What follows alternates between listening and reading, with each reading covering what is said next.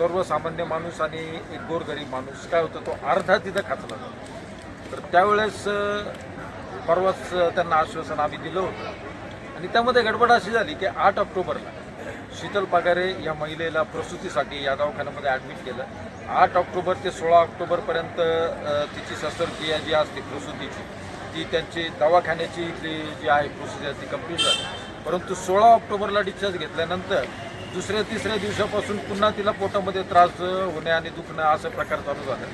त्यानंतर त्यांना जवळ जे हॉस्पिटल होतं तिथं त्यांनी दाखवलं आणि तिथं दाखवल्यानंतर त्या हॉस्पिटलने असं सांगितलं तुमची ही जी प्रसूतीची शस्त्रक्रिया जिथं झालेली आहे तिथं त्यांच्याकडून कदाचित काही त्रुटी झालेल्या असतील, त्याच्यामुळे तुम्हाला हा त्रास होतो. तर आज हॉस्पिटल प्रशासनाशी आम्ही बोललो, जे काही निगडीत त्यांचं मॅनेजमेंट आहे त्या मॅनेजमेंटचे सुद्धा आमचं बोलणं झालं. त्यांना सांगितलं की काय असतं हे जे लोक आहेत आणि SMBT हॉस्पिटल हे जे आहे मी आता स्पष्ट करतो, हे हॉस्पिटल गोरगरीब जनतेच्या सेवेसाठी आहे. कारण की काय होतं आहे का जे डॉक्टर म्हणजे जे प्रशिक्षण घेणारे डॉक्टर म्हणजे जे काही इथं डिग्री करता येतात तर त्या डॉक्टरांच्या प्रॅक्टिस करता हे हॉस्पिटल उघडलेलं असतं आणि त्यांना प्रॅक्टिस करताना जे काही औषधं लागतात हे सुद्धा राज्य सरकारकडून दिले जातात. हे मी आज इथं स्पष्ट करतो आणि याच्यानुसार आरोग्य विभागाकडे असलेल्या माहितीनुसार SMBT हॉस्पिटलला कदाचित मेडिसिनचा पुरवठा कुठल्या प्रमाणात आहे याचं आम्हाला पर्सेंटेज माहीत नाही, परंतु काही प्रमाणात होतो. तर गोरगरीब जनतेसाठी हा त्यांनी मोफत औषधाचा पुरवठा जो आहे तो वापरावा असे मी इथं आवाहन करेन.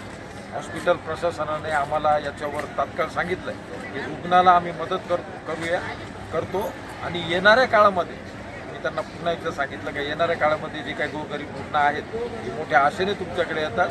ज्या पद्धतीने ते इथं आलेले आहेत त्यांना तसंच बरं होऊन घरी पाठवा, चांगल्या अवस्थेत बरं होऊन पाठवा आणि याच्यामध्ये या प्रक्रियेमध्ये अखिल भारतीय भ्रष्टाचार निर्मूलन समिती जर यांची कुठं मदत लागली तर आम्हाला आवर्जून कॉल करा.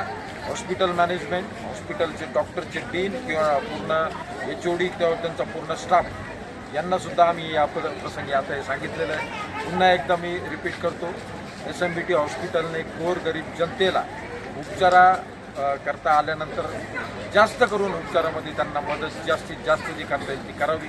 जय हिंद, जय महाराष्ट्र.